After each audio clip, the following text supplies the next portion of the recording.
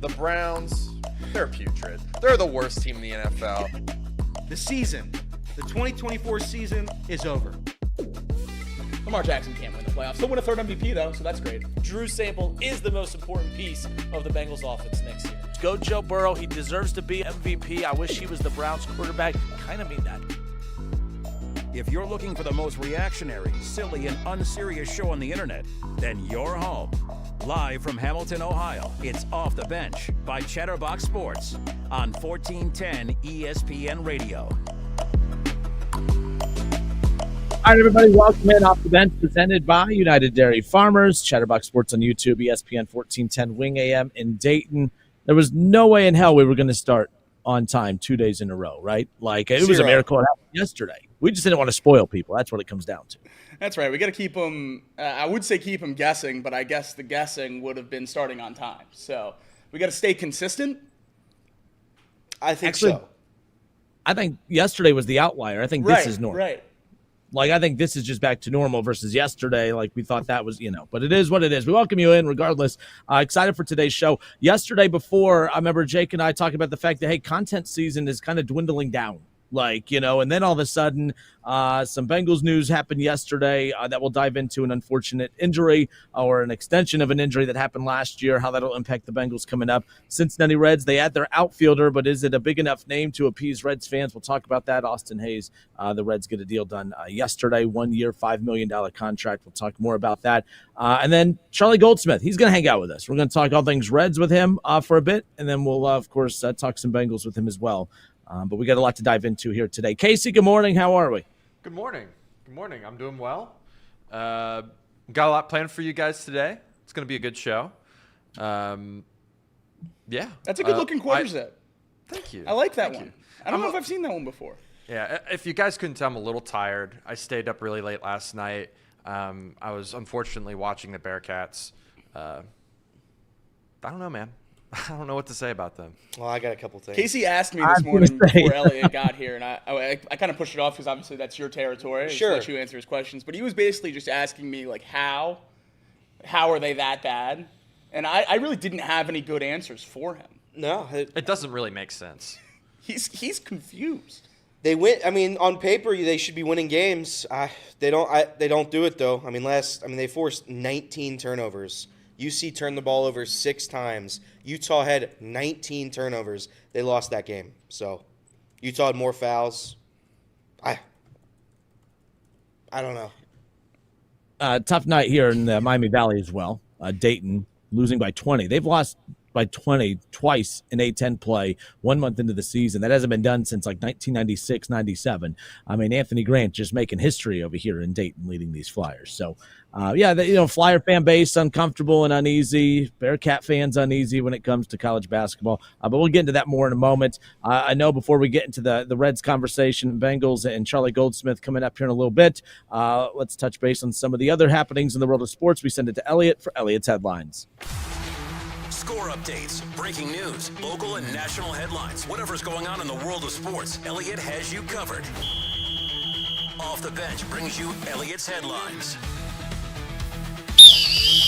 Oh, he's got it!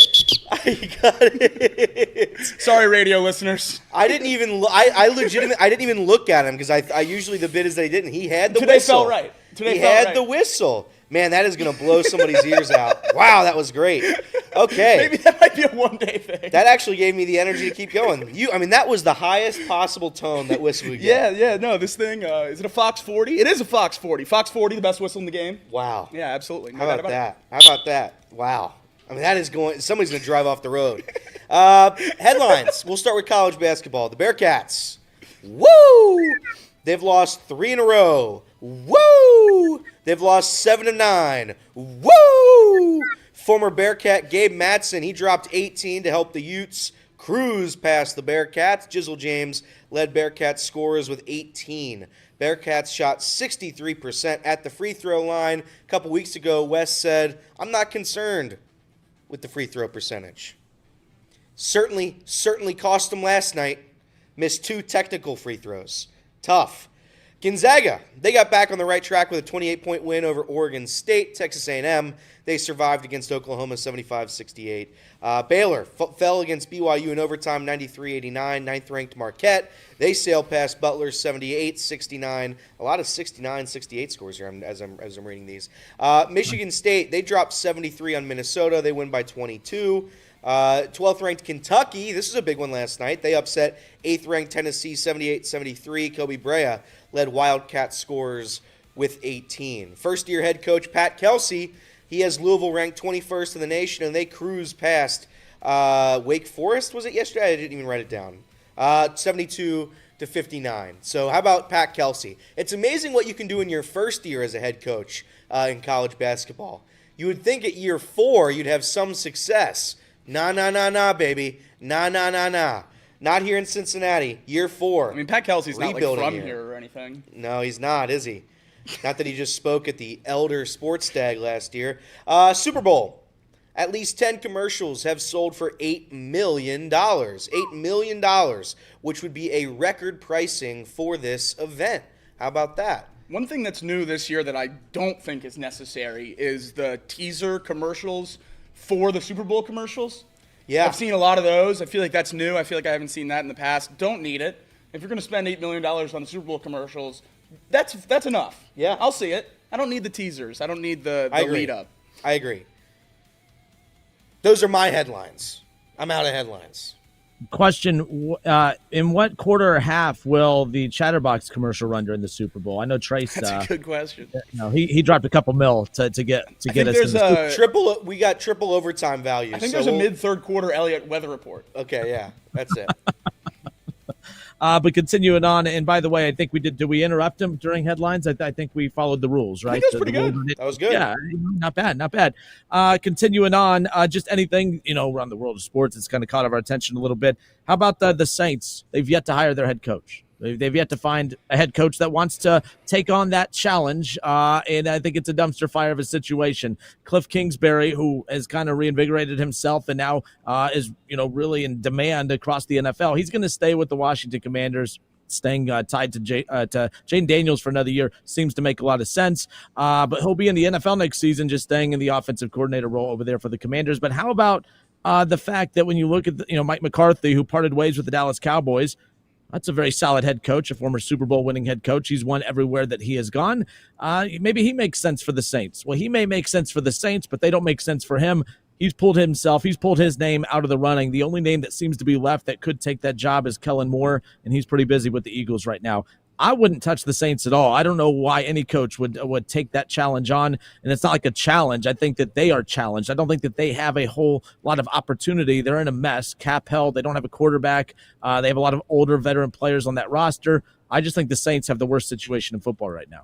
Yeah, I agree, and that's why we see all these coaches turning it down. I mean, they offered Cliff Kingsbury and Joe Brady second interviews. That's why they waited this long. At least that's what it seems like, is because after Ben Johnson, Aaron Glenn, those first top tier of that first wave of coaches turned them down, then they shifted their focus to the coordinators on good teams. And when those guys turned them down, they're left with not many options. And when you're getting turned down by Mike McCarthy after he gets fired by the Cowboys, that tells you how desirable your job is. And I don't think there's been a less desirable job than New Orleans in a while, because the cap's bad, your star player is talking about how much he wants the special teams coordinator to be promoted and Alvin Kamara, and then that coordinator gets hired over to the Bears. So I don't think it's a good situation whatsoever in New Orleans, and it makes sense that all the good coaches in this cycle turned it down. And by the way, I do think that it's smart of Cliff Kingsbury to turn this one down. Look, we talked about it yesterday. Coaches have to be methodical with the head coaching jobs that they take, because sometimes it's not that they're bad coaches. It's just that the situation's not very good. We talked yesterday, of course, about Luke Fickell. I think that right now it sounds weird saying, hey, I'm going to turn down a head coaching gig in the Big Ten to go be a coordinator somewhere. But I think he has more of an opportunity to grow his name as defensive coordinator at Ohio State than to remain the head coach of a team that he'll probably be fired by at the end of the season. You have to think big picture. And I think that's why we talked about that so much yesterday. Cliff Kingsbury is doing the same thing. He wants to be a head coach again. Why would he not go take the Saints job? Because he knows if he goes and takes that Saints job and he fails, he probably won't be touched by NFL teams for quite some time because, that's two teams that you have failed with technically. I think he could pick any job he wants after year 2 of Jaden Daniels probably having a huge season after a great rookie campaign. I think it's smart of him to be very methodical with the jobs that he picks. He will be a head coach next season, but he'll probably have a lot of better opportunities to choose from. With what we saw from Ben Johnson sitting back for the year, going back to Detroit and then getting the job that he wanted in Chicago, I think we're going to see this more and more with top coordinators. But the other side of that coin is what we saw with Bobby Slowick this year in Houston, where he comes back after being a top name on the head coaching market last season, and then they have a bad year and he gets fired. I think the leash for coordinators is pretty short. Obviously, it's a different situation when you have a guy like Jaden, but I think we would have circled Houston as a different situation for an OC this time last year, talking about having a guy like C.J. Stroud. So definitely a risk for Cliff Kingsbury, but if your only option is New Orleans and you believe in yourself and the offense you call, I think it definitely makes sense to sit back. You have teams at the top of the draft this year in the Giants and the Titans and even the Browns who are keeping their coach around, probably going to have young quarterbacks, some better talent than the Saints have, certainly, better cap situations than the Saints have currently. And those jobs, if they go poorly next year, could open up. We've talked about what could happen in Cincinnati if the Bengals have another year that they underperform and Zach Taylor's fired. That would obviously be a better opening than really anything in this cycle. So all these guys sitting back and waiting for jobs, maybe they have a couple opportunities circled next year. Miami, another one that people have talked about with McDaniel potentially getting fired if they miss the playoffs again. So I think next cycle could be a lot more desirable than this one, at least on paper, with some of the jobs that could go with some underperforming seasons. So I think it makes sense for a lot of these offensive minds to sit back. Mike McCarthy turning it down caught my attention as well. I thought he was going to be not desperate, but I think he's a name that has to be careful. If you miss a coaching cycle one time, how desirable will he be? I'm higher on Mike McCarthy than most people are. I think he's a hell of a coach, and I think that he made just very similar to Cliff Kingsbury, made the right choice. Don't go take this job that you will probably be fired from in a couple seasons. I think it was smart of him to sit out this coaching cycle as well. So it worked for him last time. He got the Cowboys job after sitting out for a year.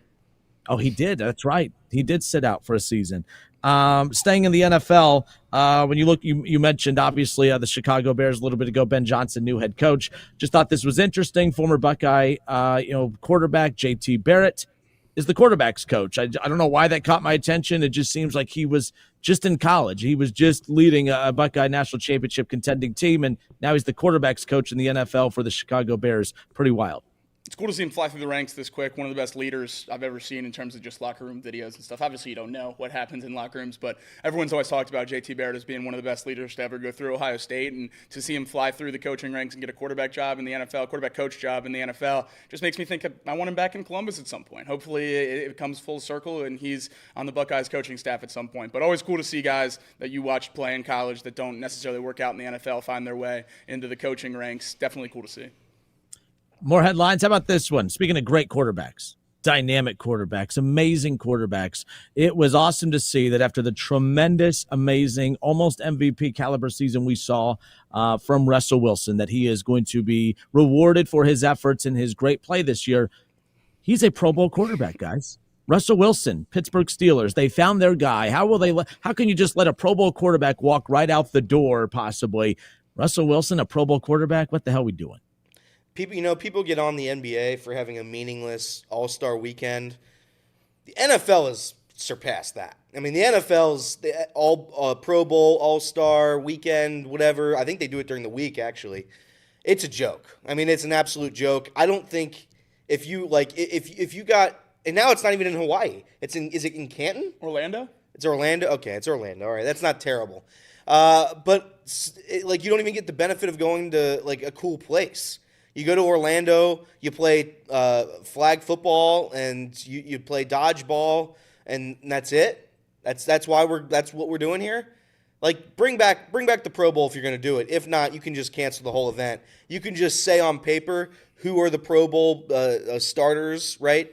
And then after that, just scrap the whole event because it's a waste of everybody's time. I think without the game, there's really no need for the replacements.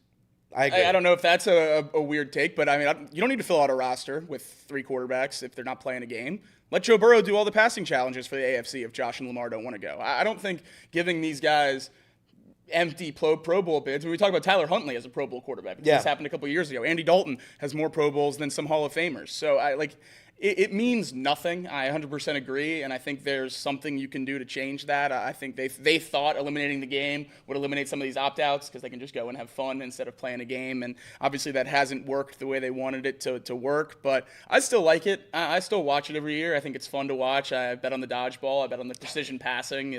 I think it's fun to see the guys out there and having fun. I do wish more people would play in it. If you weren't in the Super Bowl, I wish there was a way to do without the opt-outs, and I think the only way to do that is what the NBA has done. Even though people hate their All-Star game, people don't opt out of it anymore because they pay them so much dang money if they win. But you're like, what are you playing in? You're playing nonsense. And by the way, if you got hurt, like the reason is nobody wants to get hurt, right? Right. Imagine getting hurt playing dodgeball, tearing an ACL that would stink. playing dodgeball at the Pro Bowl. It's the dumbest thing ever. But like the clip with Justin Jefferson catching 3 balls last year was cool. That was cool. You're right. That was cool.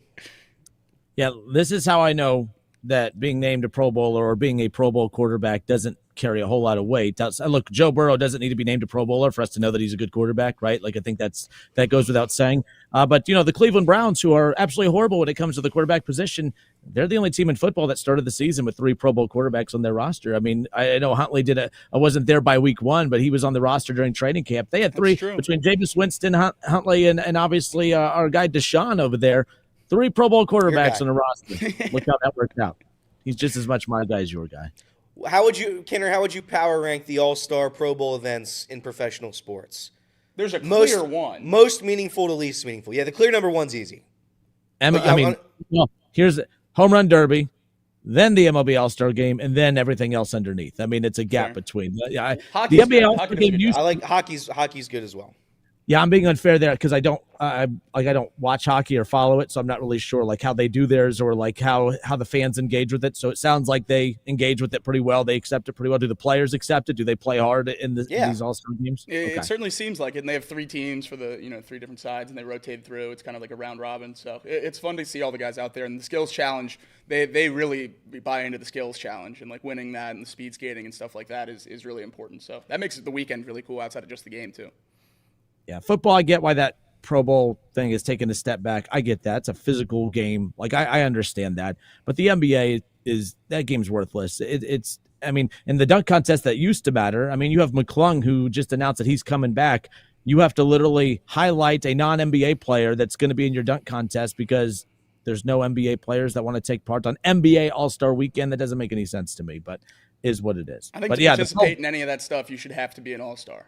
I agree. I've said that before. Make that part of it, and again, it comes back to money. If you give the winner of a dunk contest $1 million, I'm sure LeBron will do it. Yeah. You know what I mean? So it's going to come down to how much they're willing to pony up. But I think we've also missed that window by normalizing the G Leaguers and stuff getting into the dunk contest and things along those lines. I think it just continues to diminish how much it means. If we were back in 2005. And when this kind of started to happen and you started throwing around crazy money to get guys involved, maybe you never had to get to a point where you're at now where it costs, probably an arm and a leg to get all-stars in the dunk contest. But I think they might have missed their window on that one. You got to revamp how it's all done.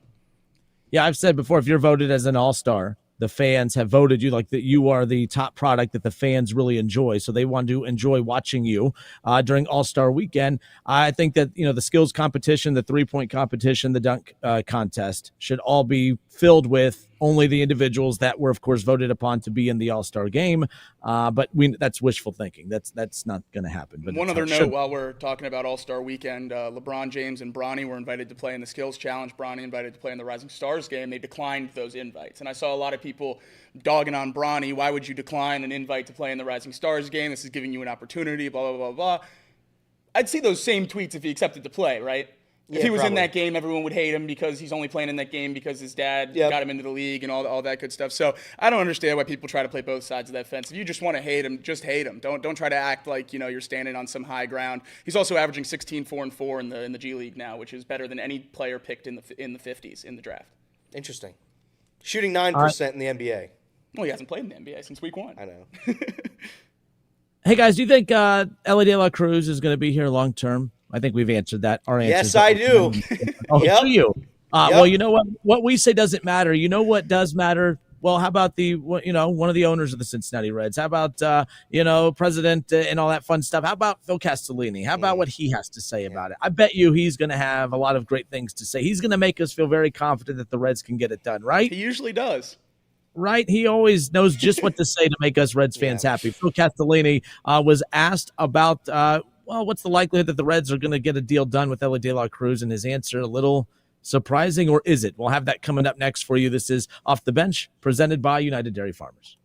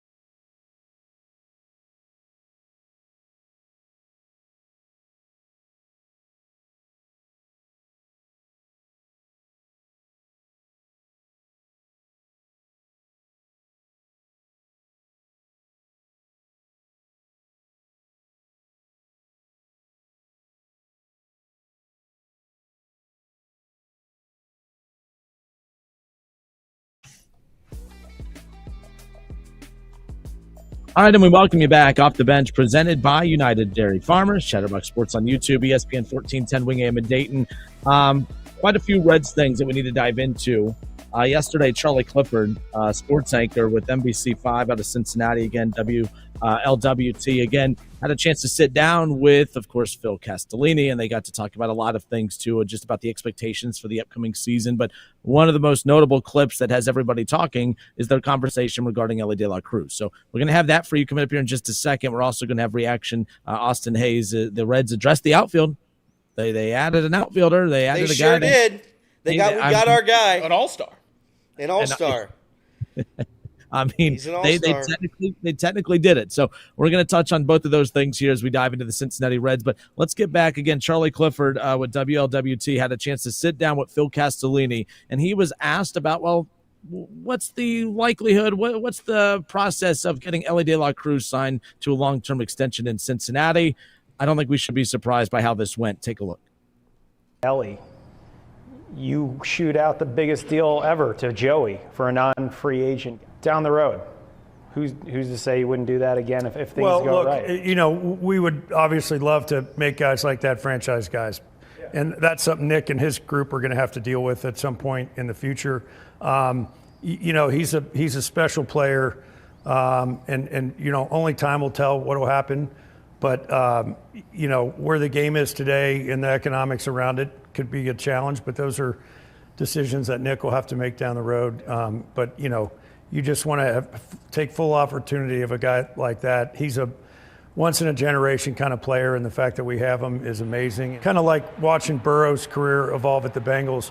When a player like that's talked about at the national level regularly, it's just fun when it's your town and you finally have a guy that's in every conversation. Now the goal is to have the team get national attention because we're relevant deep in the season. That's the goal.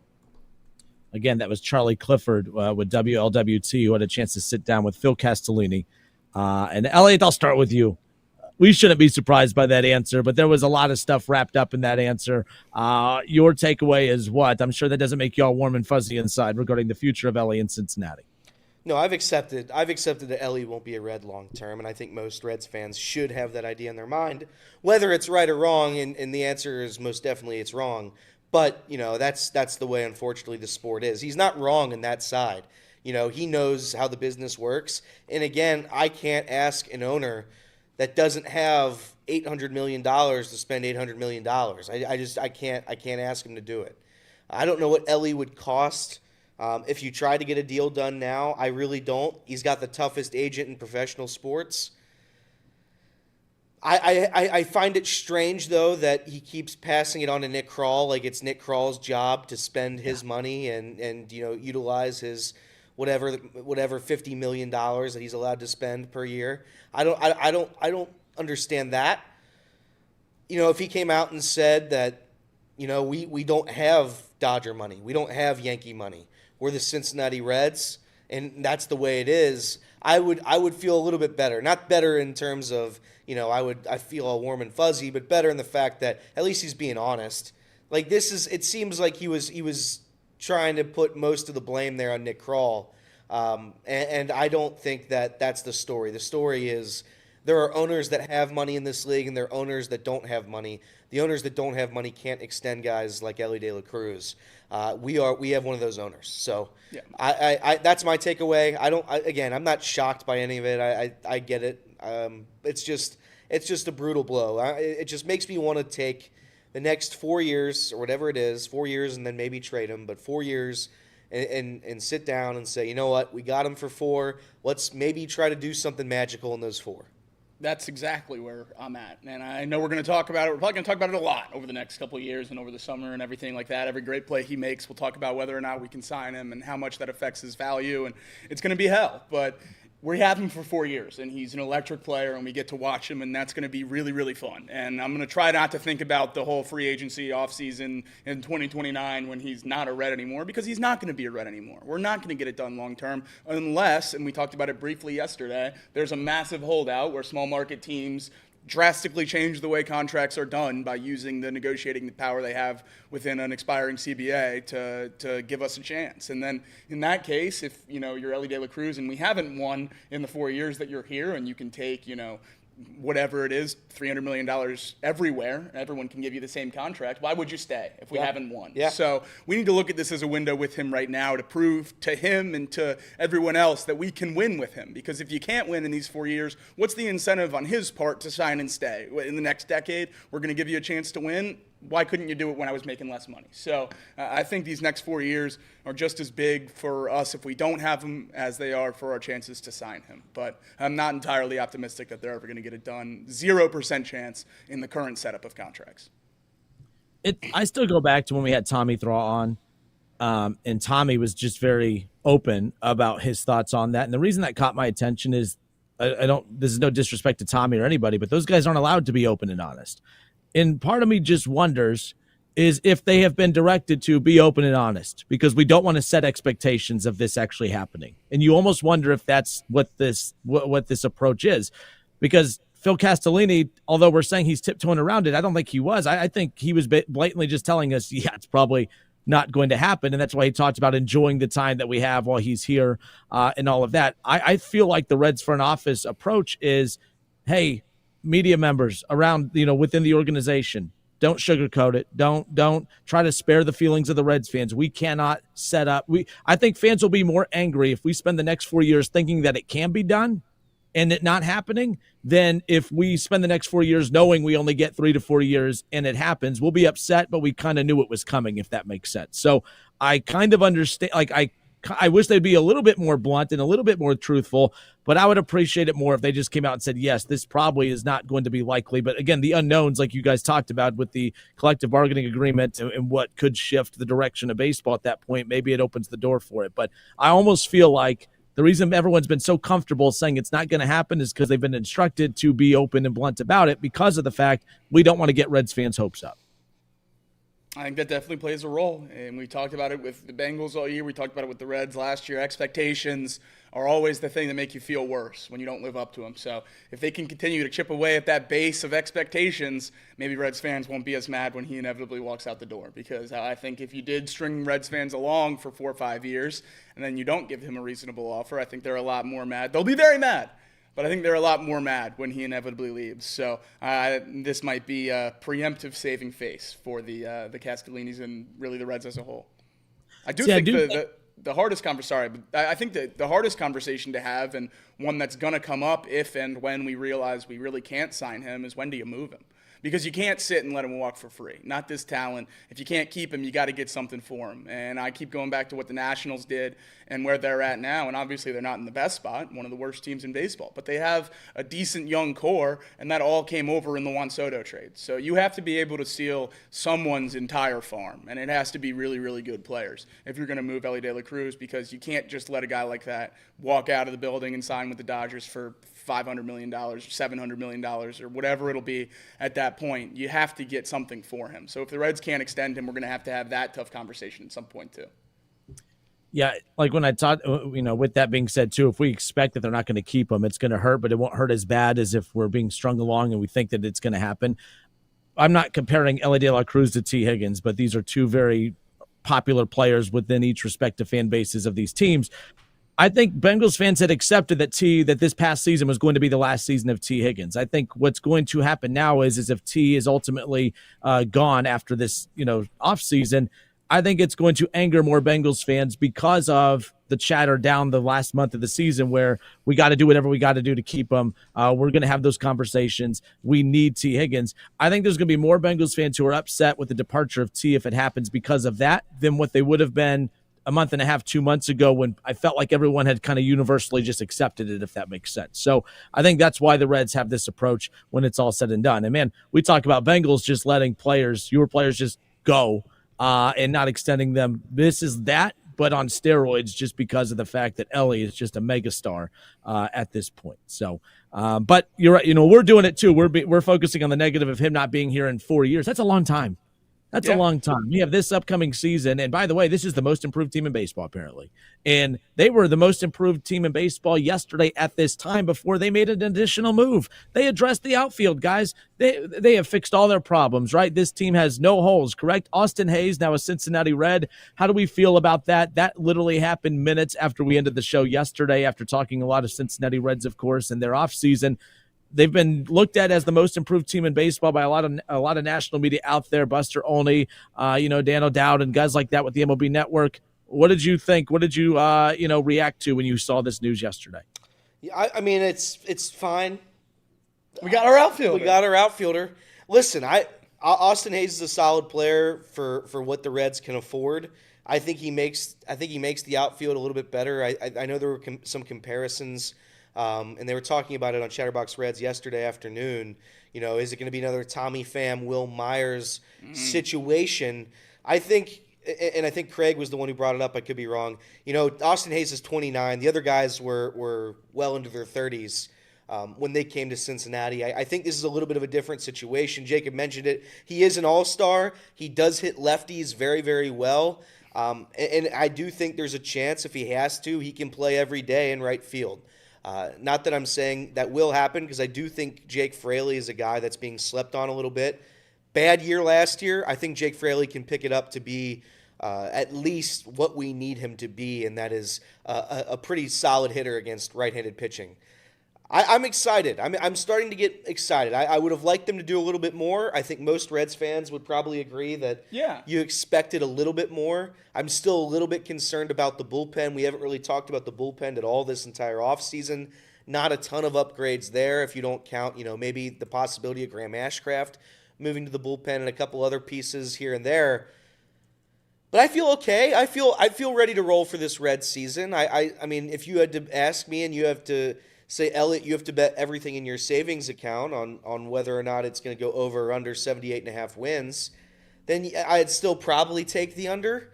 But it's getting close. I think that there's a possibility that the Reds are going to have a higher base than they did last year. I think the ceiling's probably right around the same spot, and I think Kirby was talking about this yesterday too. I think the ceiling's right around the same spot, and I think the floor has been raised a little bit. So for whatever that's worth, I do think the Reds have improved, and I think if you're able to take a couple wins here in the division, if you're able to win against the Brewers a couple times, maybe, then I think you'll have a fighting chance in the NL Central and maybe sneak into the playoffs. But that's probably the highest this team could possibly go, 86 wins. Maybe sneaking in via the wild card or possibly winning the division in a really bad down year for the NL Central. I think we were all hoping for this offseason to give us ceiling-raising moves. That was the plan and the goal, and when we were talking about Anthony Santander and Teoscar Hernandez and trading for Luis Robert or Garrett Crochet or any of those names we were throwing around in the early offseason, those are ceiling-raising moves. Those are we get from talking about a 90-win ball club right now if we make some of those moves. We didn't do any of that. We raised the floor, and that does help. That helps because we saw what happens when you scrape that floor last year. Yeah. And it was really low for the Reds.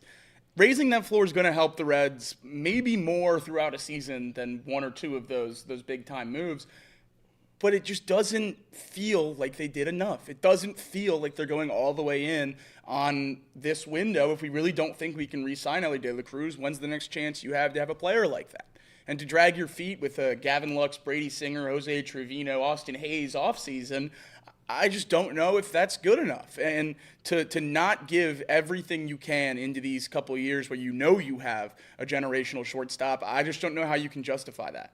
And for them to say at the start of the offseason, Elliott said it a billion times, and I hear it in my sleep, and Nick Krall saying that we need an outfielder at the start of the offseason. Austin Hayes is the outfielder signing championship teams make after they sign their outfielder.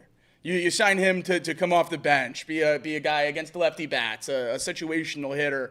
That's the guy you signed to be a plus piece to your offseason. He is our outfielder, which we said was the biggest need of the offseason. It's a 1-year, $5 million deal. Like, maybe he's great. Maybe he's 2023 Austin Hayes. And that would be incredible for the Reds, and that would raise the ceiling of this team pretty drastically. But I just don't love that all the signings we've made this offseason have been gambles. And I see people in the chat saying, well, who did you want? Who did you want if you didn't want these guys?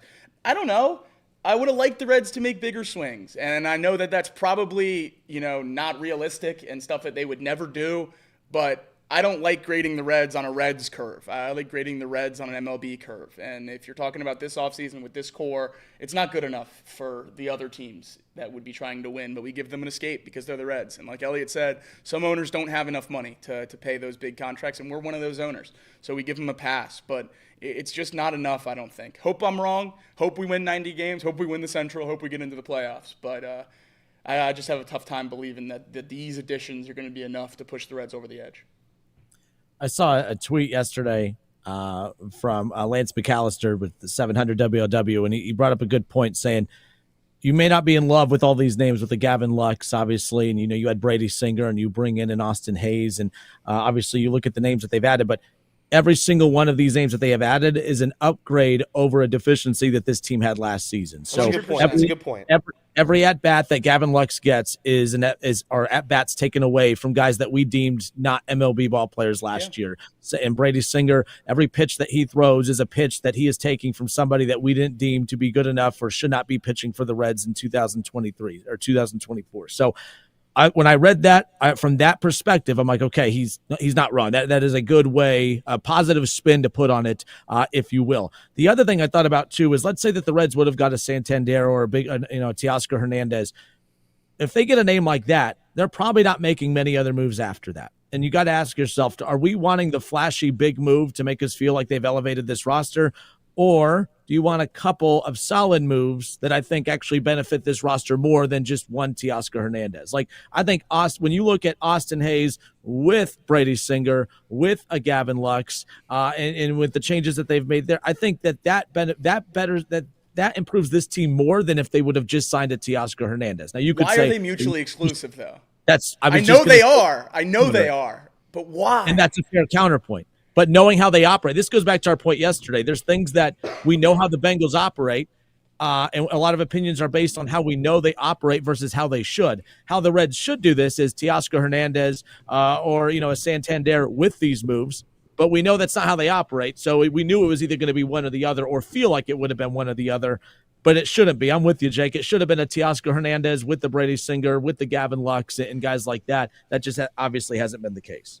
No, and that was never going to happen. And I think that's something that we fell into early in the offseason, is starting to believe a little bit that it might. And that's the only reason we feel the way we do now about the offseason, because it's a good offseason. They helped the places they needed to help. It's just, going back to the Ellie conversation, if we had him locked up for 15 years, I wouldn't feel as urgent. I feel like you have him for 4, and it's going to be the best chance to win anything that I'm going to have in my life, probably. So hopefully they can kick it into gear, and maybe it's enough. Maybe, a lot of people smarter than me when it comes to baseball say it's enough. So hopefully they're right. So here's the other thing, too. When we talk about these changes, we're not enamored by the name of a Gavin Lux or a Austin Hayes or what have you, but sometimes when you see what the lineup is going to look like, it might make you feel a little bit more excited. And I know that was because yesterday I'm like, Austin Hayes, that's solid. That's not the name we kind of wanted. That's not the level, the star name that we were wanting or expecting. But then when you look at the lineup and how it's going to look against lefties and against righties, all of a sudden you look at it and you're like, well, man, Austin Hayes, it's a very good bat that they're adding to the lineup. But when you look at what the potential lineup could be, he's kind of hitting more towards the bottom. You see how much improved this lineup actually is when it's all said and done. I'm assuming it was Kirby, someone with Chatterbox yesterday. I'm going to say it was Kirby. If it was someone else, my apologies. Put together what a lineup with the current roster as is, what a lineup versus lefties would look like versus a lineup versus righties. We'll pop that up on the screen for those watching on Chatterbox right now, but this is basically what it would look like. I mean, this is versus left-handed pitching. I mean, with everyone healthy, Ellie De La Cruz leading off, Matt McClain batting second, Tyler Stevenson, who was the most consistent Red last year that I think was very undervalued. And then, of course, Spencer Steer, I don't think makes everyone feel warm and fuzzy in the cleanup spot there. But again, Candelario, Austin Hayes, Christian Encarnacion Strand, Santiago Espinal, and Stuart Fairchild down there at the bottom. And then you see the depth pieces from the bench. We forget about Trevino that was added for depth at the catcher position. I kind of like that lineup against lefties. I think something that a lot of us are missing or glossing over or just putting on the back of our brains is maybe we do have that $15 million free agency signing, and maybe it's just Jeimer Candelario playing like it this year. Yeah. If he raises his level of play to what he was expected to be when we signed him last year, then this lineup looks a lot better than it does if he's not. So I think it goes back to the point we've talked about pretty extensively throughout this whole offseason. Whatever moves we could make, whatever moves we would make, the Reds rely on the guys they have in their locker room raising their level of play, and that's the guys we had last year. It's Ellie and McClain being all-stars in the middle of the infield. It's Spencer Steer playing at an everyday level in left. It's Jeimer Candelario not being old and slow and hurt every game, and having an on-base percentage preferably above the water. And, Christian Encarnacion Strand not getting hurt. I think it's all those guys. Austin Hayes can be as good as Austin Hayes could be. If the guys we had last year aren't good enough, we aren't going to be good enough. Yeah, and I think there's one key for the Reds' success in 2025. There's one, and that's health. They have to be healthy. Yeah. You have to get 120 games at least out of Matt McClain. You got to get at least 140 games out of Ellie De La Cruz. Ellie De La Cruz, up until this point, has been about as healthy as you could be with the aggressive nature of his baseball style. I respect the hell out of it. That's probably my favorite part of Ellie's game so far is that the guy plays every single game. Yeah. Spencer Steers, say whatever you want about him. He doesn't miss time. You need this team to be healthy because you look at the bench and it's like, I don't know if that's good enough. We don't know if that's going to be good enough to win games without him. We don't have the luxury of losing Bryce Harper for 2 months. We can't lose Mookie Betts for a month and a half. You have to have every single one of these players be ready and available for an entire 5-6 month baseball season. That's what you need. And if that's not the case, if we're going to get injured time and time again this year, I have a hard time believing they're going to be good enough to compete. And you can say, well, Elliot, any team that gets hurt is not going to be able to compete. The Reds, I feel like it's a little bit more true based on the fact that our depth is a little bit different than the teams with $800 trillion payrolls. It's a little bit different. Speaking of that depth, we have some breaking news that'll aid this Reds offseason. Veteran pitcher Wade Miley signing a minor league deal to return to the club with eyes on returning from Tommy John surgery in mid to late May. How about that? That's fun. I like that. No-hitter Wade Miley. I was at that no-hitter in Cleveland. I went to Cleveland for that no-hitter. How about that? You know what? I actually like that move. That's Gordon a good Whitmire move. breaking the news. Yeah, no, that's good stuff. I like bringing guys back that are fun to watch. Yeah, and he obviously had that relationship with Tucker Barnhart. Those two went hand in hand together. No Tucker Barnhart, obviously, but yeah, that was the last no-hitter for the Reds, correct? That goes back a bit, but I like it. That's a solid move right there that I don't think is pushing him over the edge. But if he comes back in mid-May and can return to form like he was 2 years ago, that's a solid get for the Reds to add depth to the pitch. Certainly can't complain. No. All right. This is. Oh, and by the way, we had taken a look at the lineup against lefties. Real quick, if we pop it up right here, this is what the projected lineup could be against, righties, of course. And again, Ellie De La Cruz right there at the top, leading off. Gotcha. It's gone. But that was the lineup against righties either way. But all right, this is off the bench. We'll get that back up coming up here in a bit. Let's talk Cincinnati Bengals because unfortunately, actually, it's unfortunate they're in the news because they're in the news for a reason that isn't good when you talk about depth pieces and having the ability to be able to hit in the draft. News on a player being out for all of this upcoming season. We'll talk about that more when we come back. More off the bench next.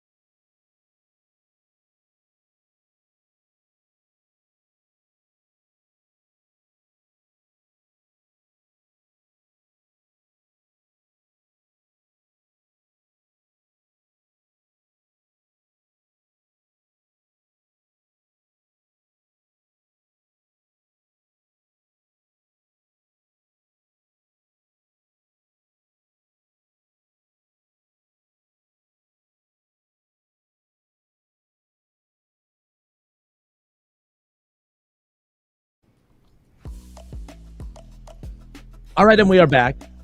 We got the lineup figured out for what the projected lineup could be against right-handed pitching for the Cincinnati Reds. And there you go again with the Reds adding Austin Hayes yesterday. They needed a right-handed hitter that can hit lefties. They needed an outfielder, a guy that could produce out there. He's versatile. He can play pretty much all the spots in the outfield, which is helpful as well. But that gives them that weapon against left-handed pitching. But this is what the lineup could look like against right-handers, of course. And Spencer Steer goes from the cleanup spot to down the order a bit. But your guys' thoughts on what could be the lineup against right-handed pitching? Jake Fraley's going to have to get back in the gym if he's hitting third. But, I mean, again, it just comes down to the guys that we had last year. I mean, Gavin Lux playing third, that'd be great if he can be an everyday third baseman, or I guess in this situation, not every day. But if he can play third well enough, position he hasn't really played much, we want him to be an outfielder and kind of get him off second base. So it's going to come down to how versatile he really is. Tyler Stevenson has to be as good as he was last year. I think that's a concern going into this year, too, with a lot of question marks, I should say, and how before last year he was one of those question marks. So hopefully he can maintain that consistency and be really good this season. But, yeah, I mean, these lineups, we can say what we want about the Reds offseason. I look at these lineups, I'm a little bit more excited than I am when I'm just talking about it on paper. Got to be healthy.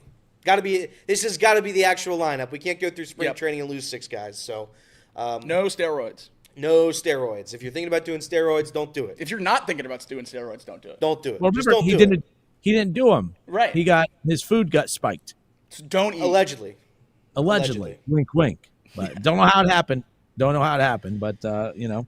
Yeah, I wouldn't say I'm like overly excited about these lineups. I just do think they're competitive when they're all out there. Yeah. So that's what I take away from it. Off the bench presented by United Dairy Farmers. We'll get back into some more Red stuff coming up here in a little bit. Charlie Goldsmith is going to hop on with us here in about 10, 15 minutes, and we're going to talk Bengals and Reds with him. We want to move over to the Bengals real quick of news that came out yesterday after the show as well. Unfortunately, look, we knew that Eric All Jr. Missed most of last season due to a season-ending injury with the ACL injury, and unfortunately, there's been complications and a setback with recovery that is going to knock him out for all of next season. So again, Bengals tight end Eric All Jr. expected to miss the entire 2025 season. I'm not going to lie to you. Again, when the Bengals drafted him, I was like, dang it, I actually really liked Eric All. And again, I think the Bengals, looking for that, dominant tight end that we see quite a few of those throughout the NFL. I'm not saying that that's him, but I think he had the makeup to potentially be that. The only reason he wasn't drafted higher is because of the injury concerns in college. Unfortunately, those injury concerns starting to, make up his early goings of an NFL career. The one thing that caught my attention about this is just because we talk so much about a team that when we look at them, talking about the difference between them and some other teams around football is that they have the stars, but they've missed on quite a few picks over recent years and how important the draft is going to be moving forward. You can't afford to miss on draft picks, especially if you're going to have the highest paid or one of the highest paid quarterbacks, the highest paid wide receiver, possibly adding T. Higgins in the mix with that as well. Offensive line, holes that you might have to fix financially in the offseason. D-line needs a lot of work. When you have these holes that you have to fill, the quickest way to do that is to start hitting on draft picks. And unfortunately, with all the uncertainty around Burton and having a horrible rookie season, being more of a distraction than anything, not knowing his future, and now we know Eric All Jr. is going to be out for all of next season.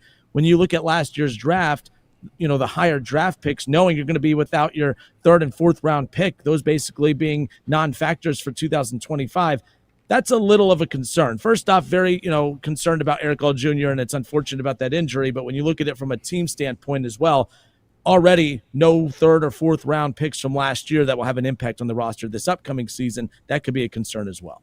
Yeah, it's certainly not what you want. We've talked about how important the draft is with building a defense here, and those are 2 picks on offense that would have alleviated the need to fill some roles on offense if they had filled the shoes that you wanted them to fill. Eric All looked great before he got hurt. He got hurt later in the season. I think it was week 9 against the Raiders when he got hurt, and in those first 8 weeks, really, after he took control, after T. Higgins came back of that versatile true tight end role, and Mike Gesicki wasn't needed as the receiver anymore, he looked awesome.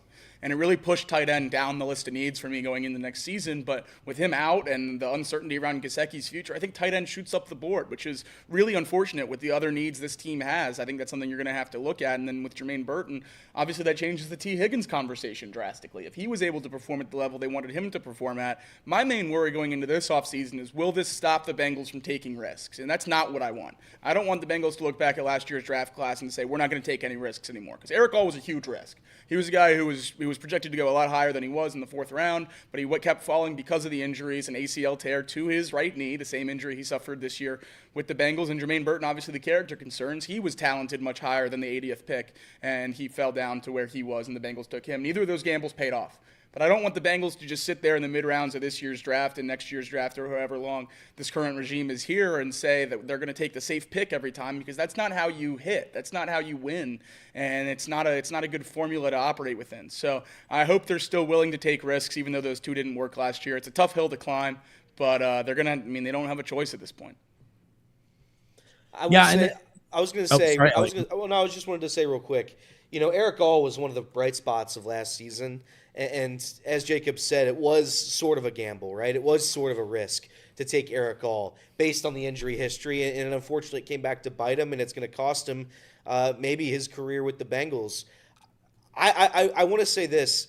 The Bengals, I know Jacob just kind of said that he wanted to take the risks. I'm okay taking the safe pick every once in a while. I'm okay taking the pick that, that on paper makes the most sense, and it doesn't get everybody excited, but, the guy's going to be able to play for the Cincinnati Bengals and be a consistent asset to the team. Eric Gall, I loved Eric Gall, but you knew those injury risks. You knew that. And now I don't know if you could really trust Eric Gall to be your tight end, given the fact that, one of his knees is going to have that same issue probably for the rest of his entire career. Jermaine Burton is another guy. You knew those issues were going to be a problem. You knew that. And it came back to bite you this year. He was terrible. He was unable to go to game. He was unable to attend games. He wasn't allowed to go with the team.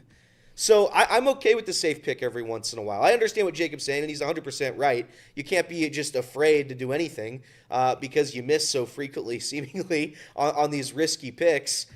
But it's every once in a while, it's okay to take the safe pick. Every once in a while. Yeah, and I agree. You have to be aggressive with some of these picks at times. But that was my red flag from last year's draft with the Bengals. And I know people didn't really care for my take on that. And when I said I don't think the Bengals were good enough to take gambles on so many picks that high up. 3 of the top 4 picks that the Bengals had all had red flags associated with them, some more severe than others. For instance, Mims didn't have a lot of starts in college because of injuries. And luckily, he has shown a lot of promise as well, but he was pretty banged up throughout his rookie season as well. Obviously, the Burton concerns, and then obviously the all junior concerns. So 3 of those top 4 picks that all had red flags, all of those red flags, you could have waived them throughout the regular season or throughout this last season. They played a role in that. But you're right, Jacob. You can't just go back into your shell and take less talented players because you're afraid of those. I think you got to balance it a little bit. I thought they were too aggressive with that stuff last year in the draft. It has bitten them in the behind a little bit and set them back on some of their decision making. Because if Burton panned out, losing T is not as big of a deal, and it saves you $20 to $25 million possibly. If the tight end, if all junior worked out and isn't injured, and there's not a lot of concern there, now you're not as much focused financially investing heavily into the offense. You can use some of those dollars to put over on the defense. Now the draft and your free agent money that you're going to have is going to be associated with some of the spots that you hoped you would have filled last year in the draft. That's the only concern moving forward about that, is they're trying to tighten things up to make sure that it doesn't happen again. What's happened the last 2 years of missing the playoffs. I would say as well, some of those safe picks, just like board-wise, how they fall, who's supposed to be easy layups, those haven't worked for the Bengals either. I mean, Myles Murphy at 28, he was projected to be a top 15 pick most of the draft cycle. That should have been a layup to be a difference-making player. And then Dax Hill at 31, another guy who was projected to be a top 20, top 15 pick. So the Bengals have missed on the safe picks just as much as they've missed on the risky picks. So I don't know if there's a good way to go for a team without a scouting department. You're always going to be fighting an uphill battle in the draft. You don't know who's good. You haven't watched film until the season's over because you don't have scouts. So I think the Bengals are, doing this with both arms tied behind their back, and we'll see if they're able to navigate through it, because for the first time in franchise history, they have to. They don't have a choice but to hit in the draft. They've been able to mask those holes and misses for a while now, and now with the contracts they're going to have out after this offseason, they're not going to be able to do that anymore. So hopefully they change the way they operate. I think that's the best chance for them to hit on more draft picks, but if they don't, it's going to come down to some luck. All right, Off the Bench, presented by United Dairy Farmers. Justin Kinner, Elliot Rearing, Jacob Tissett with you here. Casey McAllister in the producer chair. We'll step away for a few. When we come back, we'll stay with the Cincinnati Bengals. We're going to be joined by Charlie Goldsmith. Excited to chat Bengals and Reds with him coming up. Don't go anywhere. More Off the Bench when we come back.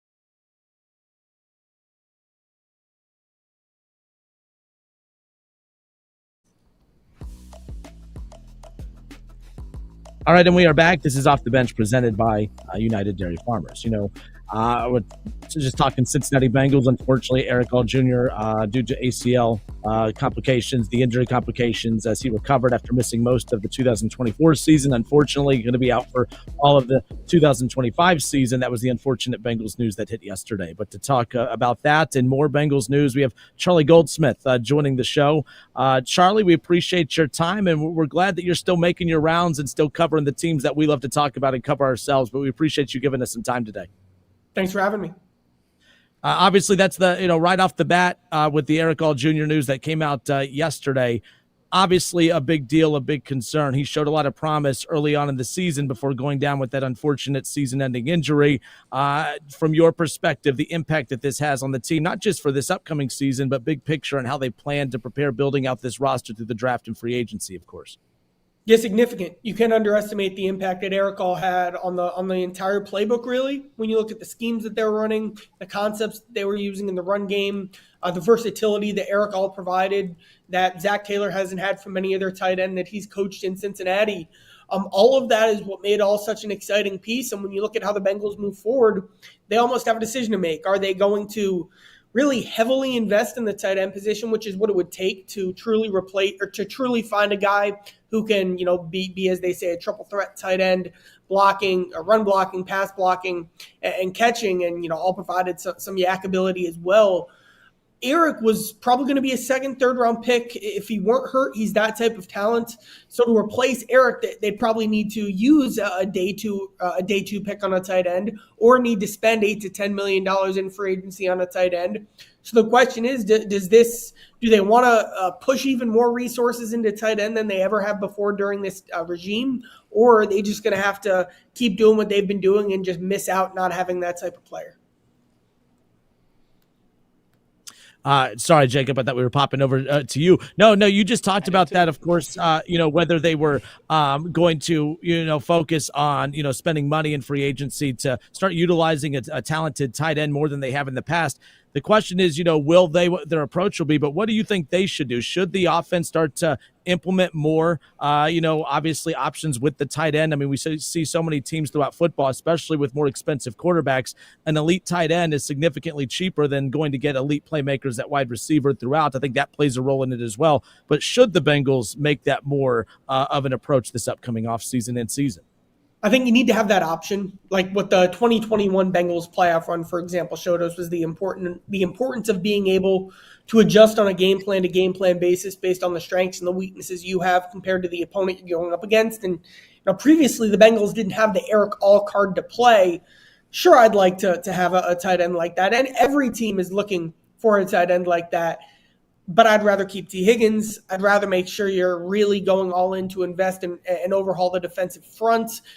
You have to fix the offensive guard position. There is so much that I don't know if they'll get there investing in that big of a way in tight end. But certainly Eric All showed the impact that can make on the offense. And if the price is right or the draft lines up in a specific way, I definitely wouldn't have a problem in making a more significant investment in tight end. We talked about it briefly last segment, but the Bengals took 3 major swings on kind of question mark players in last year's draft. Amarius Mims, not many starts in college. Jermaine Burton with the character concerns, and obviously Eric All coming off the torn ACL at Iowa. Do you think going 1 for 3 on those big swings could change the way the Bengals operate in this upcoming draft class or even in the future when it comes to safe picks in the draft instead of some of those guys that fell down the board for various reasons? I think you're going to see them lean into their roots, which is how they built this thing in 2020 and 2021. Here's the thing, too. Like, they didn't really stop their approach. We all know the types of guys they like: college captains, winning programs, guys through free agency who had played leadership roles on their old teams and had a playoff experience as well. The problem was they just missed on a lot of those evaluations. They missed on the Sheldon Rankins evaluation, the Geno Stone evaluation. Jordan Battle, I think he's going to be a starter on next year's Bengals. But what he showed in July and August and September was very concerning this year. That wasn't what you would expect for a captain from Alabama. So it's just that the guys they brought in weren't DJ Reader, Logan Wilson, Jesse Bates, etc. They need to make sure they hit on those evaluations. I do think Jermaine Burton is different from the other two. Like Amarius checked every box except for the playing time. You can live with that. You can work with that. That hit, that process, to me, made a lot of sense. Burton's his own thing. I think you'll see them continue to lean into the character, culture, etc. Burton always was going to be the exception, and then it backfired. So, let's move forward again, leaning in and reestablishing the priorities that you used in 2020 and 2021.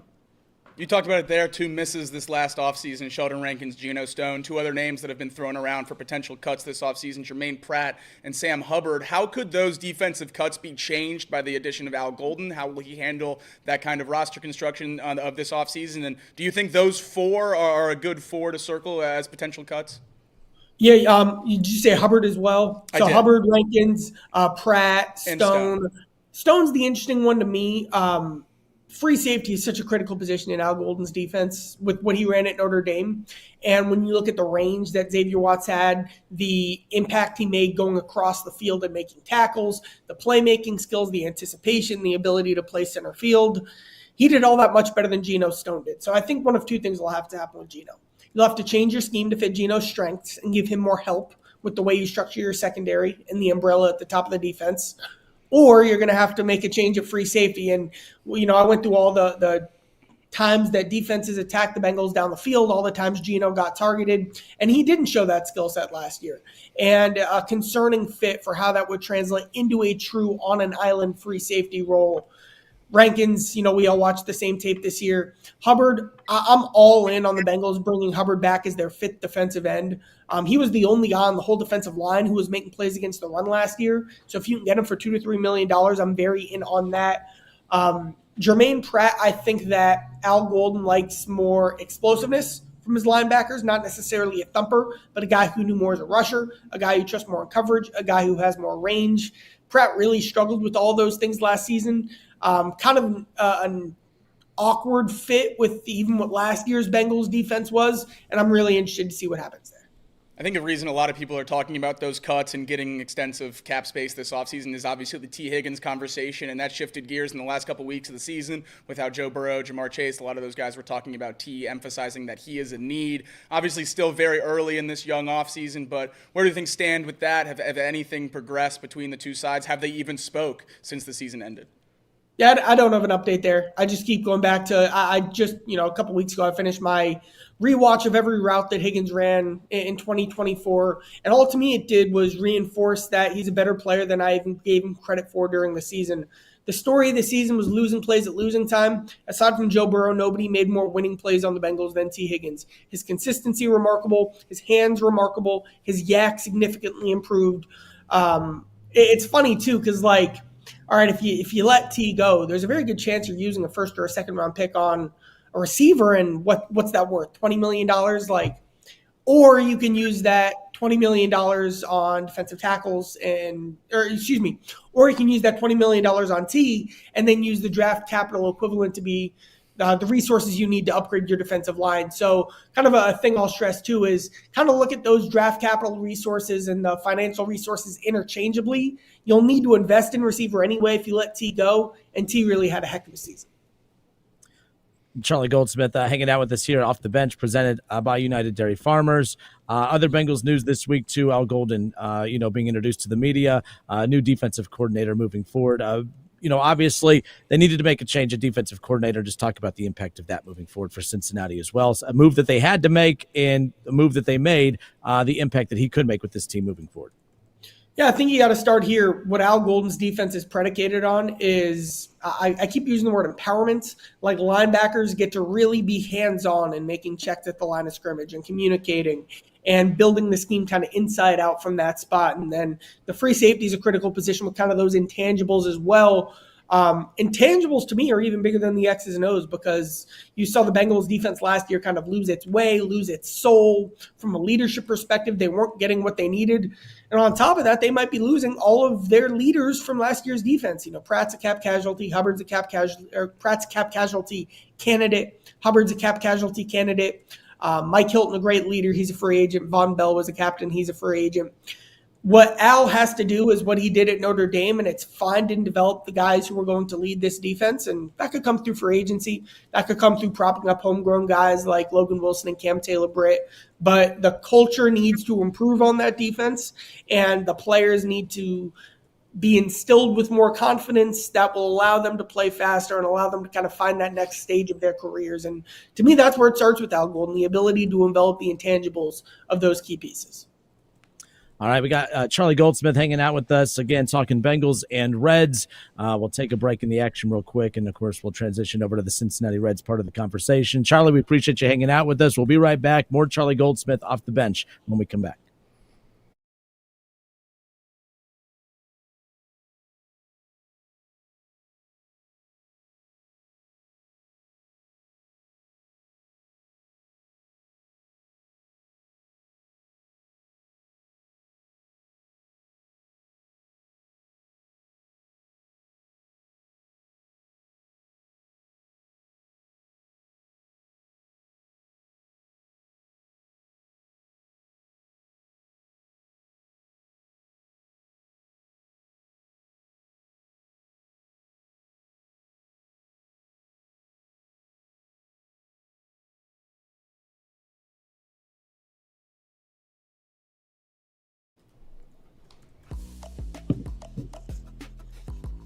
Charlie Goldsmith hanging out with us here on Off the Bench, presented by United Dairy Farmers, Chatterbox Sports on YouTube and ESPN 1410 Wingham and Dayton.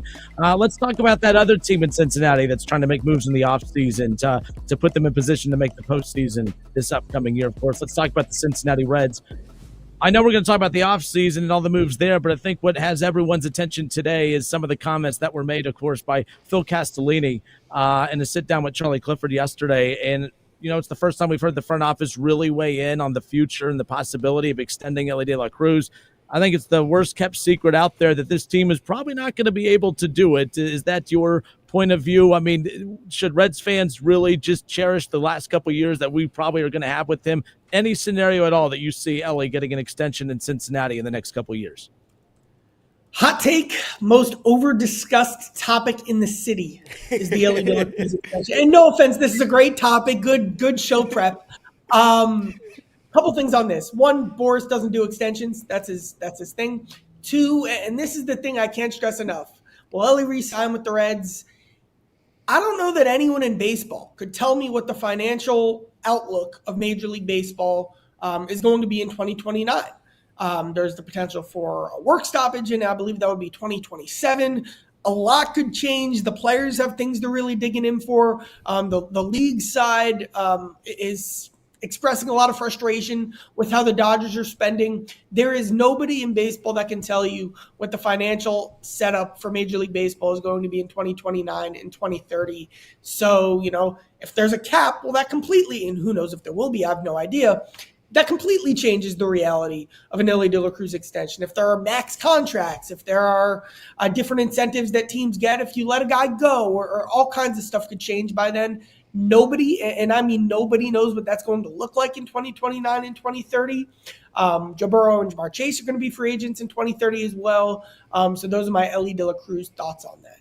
Now, I get it for Elly, but I do think that there are – the Atlanta Braves, for the example, they're the kings of signing guys early before they hit their peak and getting value deals. If you had to pick a name, maybe two names on this roster that aren't Elly De La Cruz, that the Reds should be looking to actively get a deal done quickly before they reach that peak, like Matt McClain, for example, dealing with a lot of injury issues. He's coming to this year. I know everybody's saying, Matt McClain, he's going to be the best player on this roster. Is that a guy you can extend? CES, injury concerns. You have Nick Lodolo, a guy. Maybe you get a Hunter Green deal with him based on his injury concerns. Is there any name out there that you'd want to throw a sort of long-term extension type deal, a value play at? I got two. It's not just me. It's the people who I talk to around the game who I think really know ball, that informs my opinion, my reporting as well. Like, I think Spencer Steer is really good. And last year was a down year for Steer. Like, there's a lot of people selling on Spencer Steer. Like, Spencer Steer had a 2020 season. Spencer Steer was killer in clutch situations, played everywhere. You can move him anywhere. I think Spencer Steer, I'm pegging him in to hit like third or fourth in this lineup in this coming season. I think Spencer Steer is going to make an all-star team or two. He'll get hot over the course of a stretch or two. Very underrated power. Like, I think Spencer Steer is really good. And that's a place I'd be looking. Even more important, Tyler Stevenson, and no one drives this train harder than Nick Martinez, who literally all the time when Steve-O would get a big hit last year, Martinez will go over to some coaches and be like, tell the front office to extend that man. And it was tongue-in-cheek, but it also kind of wasn't tongue-in-cheek. Stevenson had flaws earlier in his career. What I've been so impressed with was how significantly that's changed. His ability to work with pitchers, his ability as a game caller, the overall technique of his defense. Like, that's good stuff. And it's so hard to find guys like that. And, oh, by the way, also the Reds pipeline catcher in the farm system is barren until you get to this 18-year-old in A-ball, Alfredo Duno, who's awesome, but he's several years away still. Yeah. So Stevenson only has 2 years left. You need a plan at catcher. I'd definitely be looking for an extension with him. When you look at this Reds roster right now, and they've made moves, and I'm not going to sit here and I'm not going to complain about the moves that they've made. Do you think the moves that they have made are enough? Do you think Brady Singer, Trevino, Austin Hayes, Gavin Lux, do you think it's an A- for the moves they've made, but have they accomplished everything that they've set out market? And nobody's been improving their outfield through the trade market this offseason except for the Kyle Tucker and the Cody Bellinger deals at the very, very top. The Reds weren't going to make those deals. So that those avenues, like Luis Robert hasn't been traded. Those avenues haven't been as accessible to any team in baseball, the Reds included. But I still give their offseason a B- because, this outfield's like another example here is like Austin Hayes. Nice signing, good value. The Orioles basically replaced Austin Hayes with Tyler O'Neill. And O'Neill has plenty of flaws, and that might be a bad contract. But O'Neill also might be an all-star. So have the Reds raised their ceiling enough? That's still a huge question. There are still holes in the roster, third base. Their ceiling enough? That's still a huge question. There are still holes in the roster, third base, the bullpen. Marte, Benson, CES, some of these guys are still going to have to overperform significantly for this team to be good. Very possible. But aggressiveness definitely hasn't been the theme. You mentioned just then the bullpen, and I don't think anybody has talked about the Reds' bullpen coming into this season. 2023, Ian Jabot, I think, led the innings category for the Reds. 2024, I think it was Fernando Cruz. You lose both of those guys. You're heading into 2025 with a collection of names that I would say if you asked around Major League Baseball, it would be pretty underwhelming. I think they've done a solid job. The bullpen last year was a large part in the success of the Reds. but I think there's so many question marks there. Is the bullpen a major area of concern? Because, again, this is no disrespect to Alexis Diaz. He's been a solid closer. There were a lot of games last year where I felt uneasy when even he came out there, and he's the lockdown piece of this bullpen. Do you feel confident in the Reds bullpen in 2025? Right now, it's a strong no. And the important thing is that could and probably will change, like the ladder reliever or two, at least on a minor league basis. Or, what they'd also say if they were on this call right now is they have done a very good job of, like finding Ian Jabot. Like Ian Jabot was a waiver claim. Like the 2023 Reds in particular did a fantastic job at getting the most out of unheralded bullpen pieces. And I do think this bullpen needs a lot of help. Like Diaz, it's been up and down, like you've mentioned. He's still a closer, but he's got to make some mechanical improvements. I'm the biggest Tony Santillan fan on the planet. Man, he was lights out last season. But injuries have been the story of his career, and he was healthy all of last year.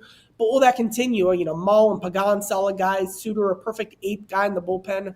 But I don't even have talking points on Yasser Zuleta and Casey Legumina and Luis Smith. I do, and Brian Shaw. But no teams don't go into the season with that as their plan. And if they do, you recognize that it's like going into a season with Irv Smith as your tight end and you're kind of crossing your fingers. And that's where they're at now. Again, like Maxwell in particular and Luis May too. Maxwell's probably closer. Like, keep an eye on Zach Maxwell. Like if Amarius Mims threw 100 miles an hour, that's Zach Maxwell. I'm a big fan of his, but is he ready? He's got to improve command. He's a prospect. So, like, you can talk yourself into some of the young guys. You can say, Alex Young hasn't been that bad. Shaw can get you innings, but this bullpen needs another piece or two.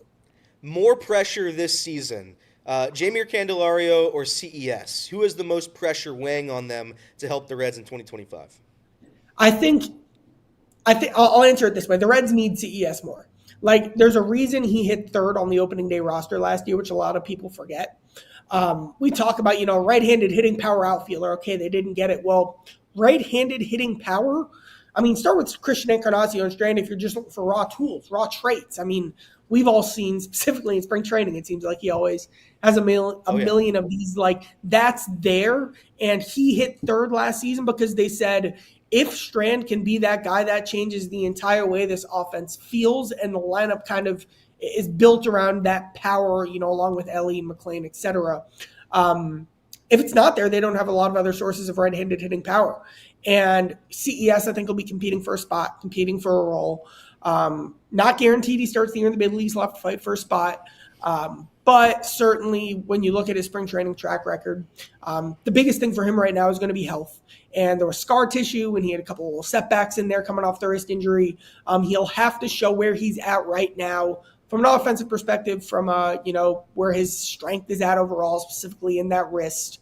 But I think it might have even been a similar injury to Joe Burrow. When you look at the wrist ligament tearing with surgery, we'll see how all that looks. Again, that'll be an important variable. But if it clicks, I think that changes so significantly the upside of the Reds team. And if it doesn't click, then it opens up a big hole on the Reds roster. All right. I know you're not, I don't know if you're a betting man. I'm going to assume you're not a betting man. I could be wrong on that. But if you were a betting man, the number's 78.5 wins, Charlie. 78.5 wins. I'm on the under. I'm going to openly say I'm not optimistic. I'm going to bet the under. I'm going to fade the heart, as they say. If you were a betting man, would you bet Reds over or under 78.5 wins in 2025? I'm at 80 wins right now. Okay. All right. But still, that's not a successful season. Like, you didn't hire team to win 80 games. There's a path. The path is Ellie and McLean and Steer, and then I think kind of the story of the season in a lot of ways is going to be CES, Marte, Benson, kind of that next tier of young guys. Do any of these guys pop? Do any of these guys elevate the team in that way? There's a path, there's a lane. But then if you don't get that, and then you look at, is Austin Hayes an everyday player in the outfield? That's fine, but that's not elevating you over the Cubs. Who plays third base for the Reds right now? That's is Santiago Espinal the only guy who can actually play third base for the Reds? Yeah. When you look at how they avoided playing Jeimer Candelario there last season and avoided playing Spencer Steer there last season. So, there are holes. They had the worst first base production in the league last year, and we just talked about the volatility with Strand. There are questions, and the Reds have a path to answer that with upside, but there's also downside that comes with that as well. And I just haven't seen enough to be able to pencil them in the playoffs right now. Charlie Goldsmith hanging out with us here on Off the Bench. Last thing before we let you go, and we appreciate your time today. You mentioned obviously Terry Francona. It's wild to me with the lack of optimism that the majority of Reds fans seem to have this offseason heading into this year, considering that the offseason technically started with the biggest splash in all of baseball when Terry Francona comes out of retirement to take the Reds gig. Based on Reds fans just thoughts on last season, David Bell was the reason this team was losing. It was all on David Bell. David Bell is to blame for everything. So Reds fans get their wish. They move on from David Bell. And not only do they move on from David Bell, they go get arguably the best manager in baseball. Now fans have arguably the best manager in baseball, but people still aren't feeling optimistic about this team. We know how good of a manager Terry Francona is, but just how much of an impact do you think it's going to make on this team just from a win-loss standpoint? Because we argue all the time, what is the true impact of a manager in baseball? Well, based on people's reactions right now, this roster is better than a year ago. You've improved at manager, but yet people still feel as down and sad about this upcoming season that they did about last year. It just doesn't make sense to me. What is the impact of Terry Francona going to be, in your opinion? That's the fun ride that this season is going to be, answering that question. Like, all right, make the comparison to Craig Counsell. Like, Craig Counsell didn't turn the Cubs into a playoff team. Terry, in this case in particular, like, I think you're seeing some tangible ways already where he's putting his spin on things, like what I'm hearing about their plan for base running this season and accountability and prioritizing defense more and back to base running, like maybe how stylistically it could feel a little different. The fact that Tito brought in Chris Vallejo, who's a very highly regarded pitching coach, that's here because of Terry Francona. Like, Mike Napoli will probably make an impact behind the scenes. He's he'll be an assistant coach. He's one of those guys that knows about everything, can really relate to specific players, was in the game recently, thinks the game at a high level. Like, all these people and ideas that Tito brought together. Look at also the way that people just feel, back to the word we used with Al Golden, empowered playing for Francona because of the ways he specifically relates to players. Like, he creates a great atmosphere. He's very much at the center of it. All that's good, and all that I think will positively impact the Reds. Is that 10 wins? Is that 2 wins? That's, again, the fun that we'll learn this season along the ride. But I do think you'll see really significant, tangible ways that Tito puts his spin on what the Reds are about. All right, good stuff. Charlie, on your way out, obviously right now, a lot of people are still following your work. Talk about where people could find your work right now as you continue writing, covering, and following the Cincinnati Reds and, of course, the Cincinnati Bengals. Yeah, I've got a Substack, charlieschalkboard.substack.com. Breakdowns, analysis, looking at the offseason stuff with the Reds and the Bengals, and covering the games when those start back up for both teams. And all this stuff we've been talking about here, it's that in writing form. And it's really been a lot of fun, and it's been cool to see that community build with charlieschalkboard.substack.com. Well, we appreciate that you're continuing to write and follow those teams again. I know we're all fans of yours, and we appreciate you giving us some time today. So thank you. Thanks. All right, good stuff. More Off the Bench presented by United Dairy Farmers when we come back right here on 1410 ESPN Radio.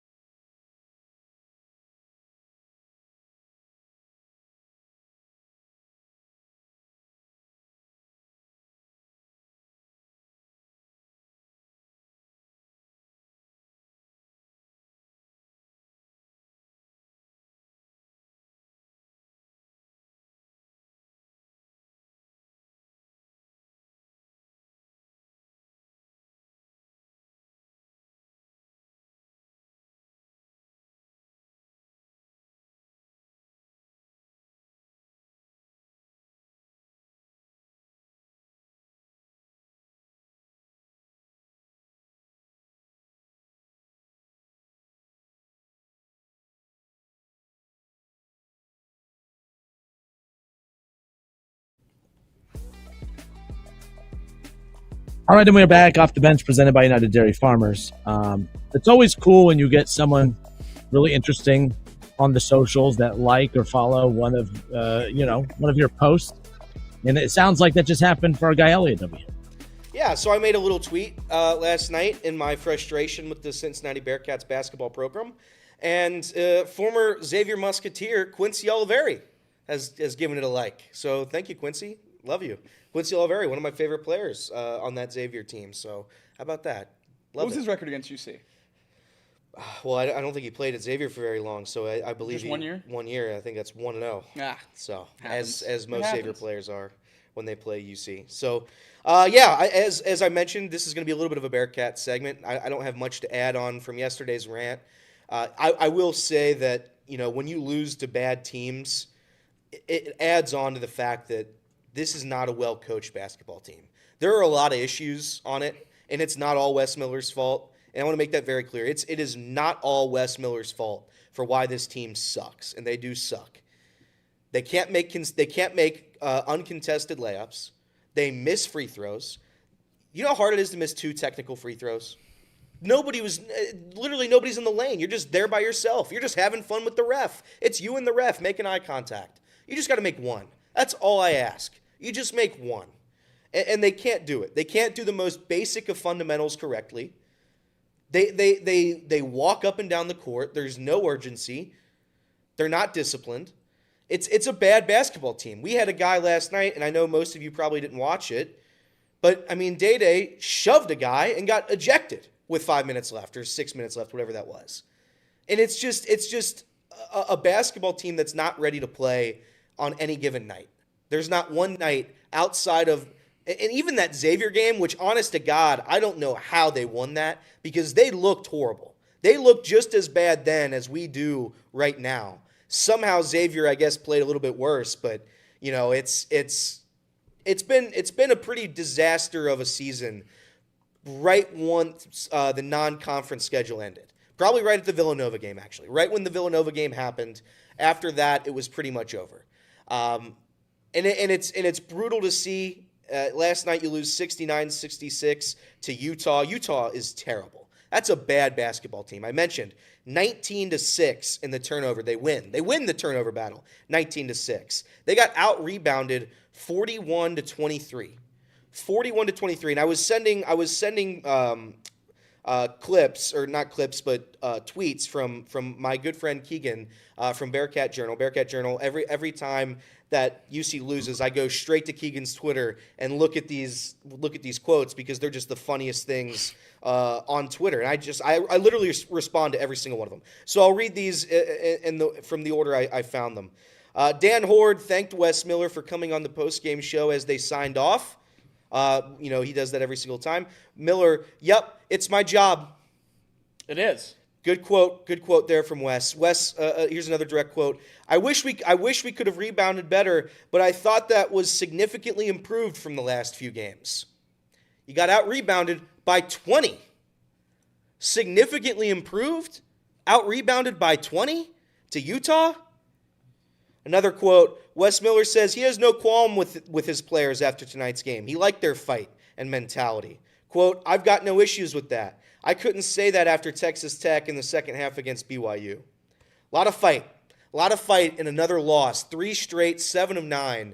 It's a disaster of a season that's going to continue. I'm going to the game on Sunday, and I don't want to go because of how they're playing right now. Utter disappointment left and right. You can't fire him because of the buyout. You can't fire him because of the recruits. I'd argue this, though. At some point, him recruiting well doesn't justify keeping him here. At some point, the recruits are going to stop coming if he can't win. And he's already signed. He's not going anywhere unless Wes were to get fired.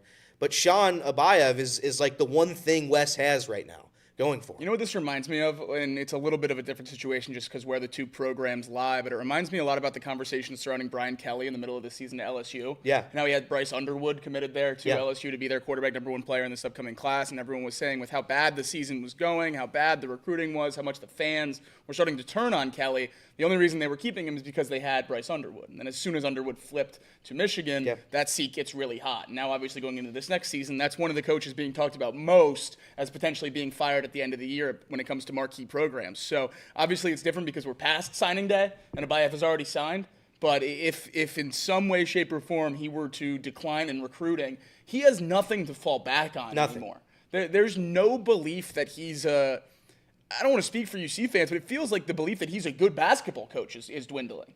And you're relying on an influx of talent in the next couple of years to change a lot of those things. And I just feel like that's a really, really tough place to live. And it's too, like, the guys that we have, like, Dylan Mitchell's been great. I mean, thank you, Dylan Mitchell, very much for coming, because without him, I don't know how many games the Bearcats would have won. But Aziz doesn't play basketball. Aziz stands down low and hopes for the best. He can't dribble. He doesn't have a post move. He can't score, and he can't rebound. That's our 7-foot center. You know, and you go down the line. Jizzle James. I like Jizzle James. I love Jizzle James. But his game is so inconsistent. It's like he dribbles around so much that I think he forgets that we have to shoot it within 30 seconds. And then you go down the line, and it's Simas Lukosius, a guy that I had doubts in last year, but towards the end of last season, he showed up, he sparked the offense, he was sinking threes left and right, he was going like 10 of 15 from three-point land in games in the NIT. Can't make a shot, can't be trusted on, can't be relied upon. Like, that was our big game, that was our big shot maker last year down the stretch. He's nowhere to be found this year. Dan Skillings. I like Dan Skillings. Arguably, I think last year he was said to be an NBA prospect. Yeah. He scored 4 points last night. He had 1 rebound and 4 points last night. These guys have all regressed. Every single one of them, outside of Dylan Mitchell. Every single one of them has gotten worse this season. And it's unacceptable. And as we move to, I'm on to next year. I mean, this season's over. You can't fix this. You can keep saying to yourself they're going to win 5, 6, 7 in a row. Can't happen. They don't play fundamental basketball, and they can't play consistent enough to win basketball games down the stretch. So that's all I've got. Sorry for ranting on UC, but it's just brutal to watch these games. Well, like, and here's the thing too, because I know, like, obviously Satterfield and the football program, things aren't great there. Things are supposed to be great for the basketball program, and they're not. Is it safe to say, is Wes Miller a bigger disappointment with the basketball program right now than Satterfield is with the football program? When you add in the fact that they have talent and aren't living up to expectations versus a team that technically doesn't have all the talent in the world and didn't have a lot of expectations, I feel like the Bearcat basketball program is more disappointing than the football program at this point. There's not one person that honestly believed when we hired Scott Satterfield, they thought that was going to be a fruitful endeavor. There is not one person. You can say that he's doing an okay job now, and by the looks of it, yeah, he's doing better than Wes as of this second. And yet you're right. It's the basketball program's far more disappointing under Wes Miller than the football team is under Scott Satterfield, because Scott Satterfield had no expectations. None. Zero. I think everybody thought that was a bad hire from the jump. Now, who knows? Maybe it ends up being a decent hire. If you're looking at it in comparison to Wes Miller, who hasn't done anything in 4 years. I like Wes Miller. I think he's a good guy. But at some point, your leash reaches max extension. We are at that moment. We are at that point. It doesn't get much further than this. This is year 4, the 4th year of Wes Miller. And we're not any closer to making the tournament. I'd argue maybe we're farther away from making the tournament now than we were when he took over. I know it's different leagues, but that's the way this is. And yeah, I am vastly more disappointed in the basketball team because there were hopes, there were expectations, there was a belief that Wes Miller could be the guy that gets this done. And people kept saying, oh, maybe we like Wes so much, maybe North Carolina hires him. North Carolina, who would hire him at this point? Who? I don't know. And I'm going to continue to watch until I can. But this season's over. You can mark it. Yeah, obviously, I mean, 2 teams that played already, Dayton and Cincinnati. I know for the listeners here in Dayton, they're listening to this saying, yeah, well, you guys think you have it bad. Dayton fans have been pulled on an emotional roller coaster all season as well. I mean, they have 2 top 10 wins. I mean, they showed out in Maui. I mean, they look like a legit top 10 team when they were in Maui. They had 5 top 25 matchups, 2-2 against top 10 teams, and they're 2-3 against top 25 opponents. They beat Marquette of all teams at home. I don't know how the hell the team that is getting blown out by St. Bonaventure and getting beat up by these bad teams at the top of the A10. I don't get how, or at the top, but in the A10, I don't get how that team has 2 wins in the top 10. I don't get how they have 2 top 25 victories on the season. That's a season that is just slipping away. Their at-large hopes are very, very slim as well, and they're looking to do something that they have never done in 3 decades, and that's win the A10 conference tournament. So UD fans, Bearcat fans, I'm not sure from a college basketball standpoint which fan bases are more disappointed. But man, oh man, it's been an emotional roller coaster for both fan bases on the hardwood. And that's great. That's our best win. It never stops. Are you rooting for them to make the tournament now so you can say you beat a tournament team? Yeah, I'm literally rooting for Xavier because that's our quad 1 win. I'm rooting for Xavier now. It's not quad 1, is it? The Xavier one? Yeah. I don't. Because I said that yesterday because you keep saying that too. I'm pretty sure it's not. Well, I think they can turn into quad 1s if Xavier keeps winning. Well, yeah, at some point down the line, all your wins could be quad 1. Well, that's what I'm saying. Like I'm cheering for Xavier, so we have 1 quad 1 win. Okay. That's our big one. All right, well, that wraps it up for us here on the radio side. Appreciate you guys tuning in and hanging out with us. We'll do it again tomorrow. Until tomorrow, this has been Off the Bench presented by United Dairy Farmers.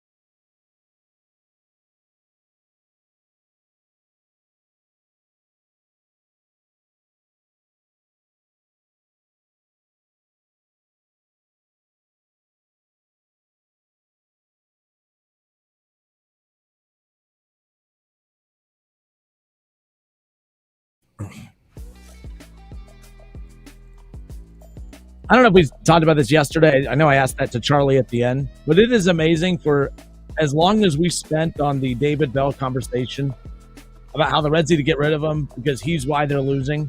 It's amazing to me how not only do the Reds move on from him, they replaced him with the best manager in baseball. You would think with as much time and attention as fans gave towards David Bell during his time in Cincinnati as the root of it all, how little credit or how little excitement the fans are then countering giving towards Terry Francona being the manager. It's like for as much blame as what we gave David Bell for the Red struggles, there is literally zero optimism about what a better manager can do. If there's no excitement about Terry Francona taking over the Reds as far as how he can improve them from a win standpoint, then what the hell was the point to getting mad at David Bell for all the losses if that's the case? And I know we've talked about that before, but that just blows my mind when it's all said and done. I don't think there's no excitement. I think the question has always been how many wins does the manager get you? And if David Bell was costing you 1 or 2, 3 wins, then you move on from him. You get another manager. If Terry Francona is going to give us 5 wins this year, which would be a lot for a manager, I would say. We could all agree on that. 5 wins for a manager would be incredible, but that would put us at 81 wins. Like, that's not enough. No. That's not enough to do anything. We're still talking about a 500 baseball team. So I don't know if we're just lower on it than everyone else, because it seems like all these people that keep listing us as the most improved offseason, the number one bullet point is sign Terry Francona. Well, I mean, that's great. What's the maximum amount of wins that a manager can give you? Hopefully it's 15, 20. Hell, that'd be awesome. We go from 77 to 97 just because we hired Terry Francona. That would be swell. But I have a hard time believing David Bell was costing us 10 wins. And that puts us in that 90-win conversation. And I just don't think all the additions we've made together combine to that point. And I think the biggest amount of wins we've gotten in terms of an addition this offseason has been from that manager. I just don't think we've gotten enough. Again, the manager in baseball is different from the head coach in football. It's different from the head coach in basketball. It's different. The manager in baseball's decisions are primarily already made for him. And the one big thing he has to do is manage a bullpen. Yeah. Terry Francona is very, very good at that. I don't think Terry Francona is going to give the Reds 30 extra wins. The same way I don't think David Bell costed the Reds 30 times. That's not how this goes. The players have to play good to a certain extent. Last year, the Cincinnati Reds didn't have a ball club for, I would venture to say, half the year. Didn't have a major league caliber ball club for half the year. This year, as of this very second, they are healthy. They are ready to go.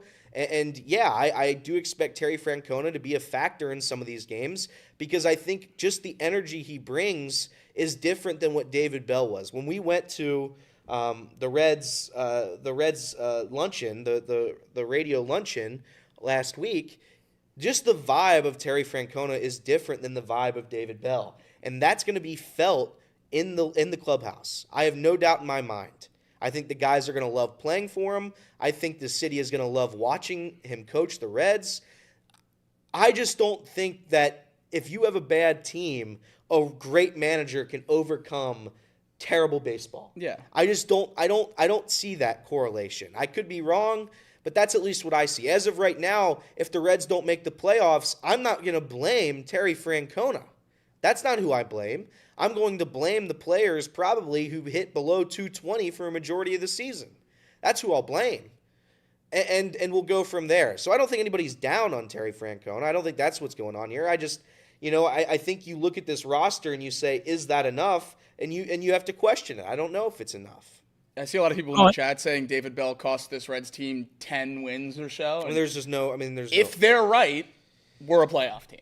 Because Terry Francona is the exact opposite side of the coin of David Bell. So if they're right, the Reds are going to win 90 games this year. And that would be awesome, and I can't wait. I just have a really hard time believing any manager or coach in any sport is worth 10 wins.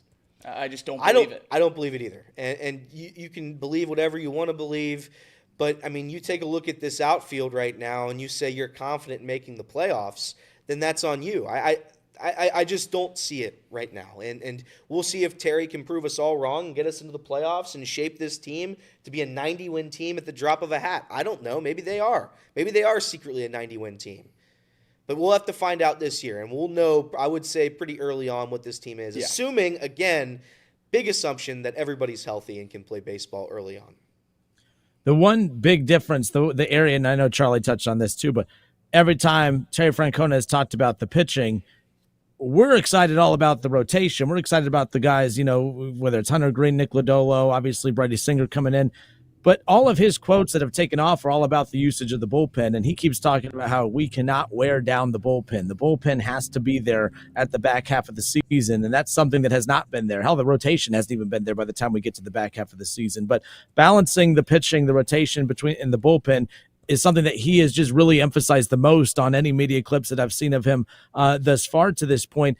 That's where I do think actually David Bell probably cost the team games, and I think that if Terry Francona does manage it correctly, can win the team quite a few more games in that department. I do think that from this standpoint, the way you manage a roster, those just aren't tangible things that you see. We can't say, hey, this team's tired in September because you overused them in April.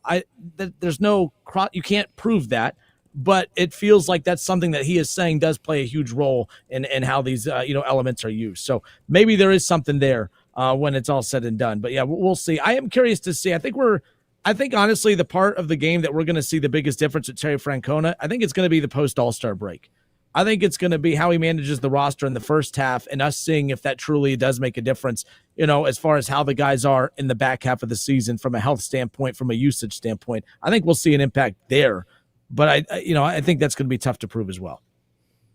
But we'll find out. We'll find out. And as of right now, I'm excited. No injuries, no concerns. I'm just excited to watch baseball again, and I think we all are. Jacob loves going to the ballpark. I love going to the ballpark. Casey loves going to the ballpark whenever he goes. So it's just fun to be out there when the warm weather comes. You get to watch your favorite baseball team for however long they may be relevant that season. Phil was right, by the way. Where am I going to go? Because I love Great American. That's right. And I'll watch the Reds. Unfortunately, as little amount of money as they'll put into them, I'll keep going as long as they keep those gates open. So as unfortunate as it is, yeah, he was right because we'll be there. I will be there. Yeah. I still will be. Also, real quick before we end the show, so Trace, our boss, came in yesterday, and I wanted to pub this because the punishment is just far worse than anything else.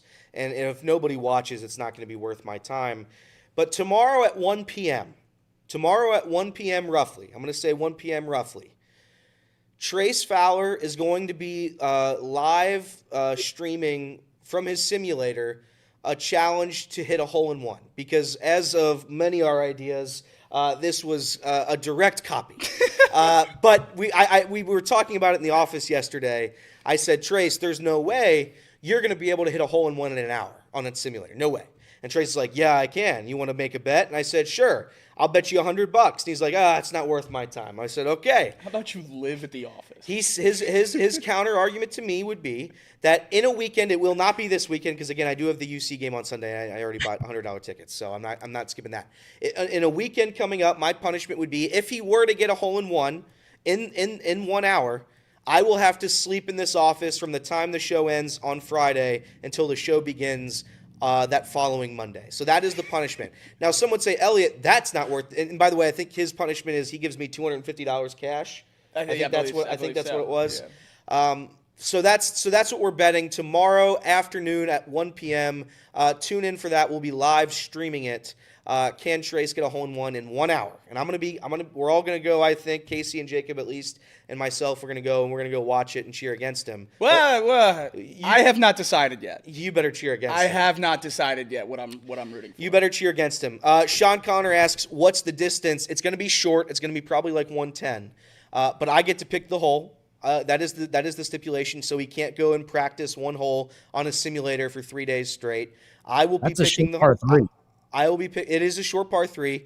150 would be, I would say, almost impossible. So he wanted to give himself an out that he wants it shorter at 110. So that's fine. We'll do it for an hour tomorrow. So we'll see everybody there. That'll be after the show, 1 p.m. ish. Fair enough. Well, that we're done. You guys have box lunch coming up, correct? Box lunch coming up momentarily. So if you're a member, stick around. If you're not a member, you have a few minutes to become a member, and then come join us on box lunch. And the best part about box lunch, you guys don't have to deal with me.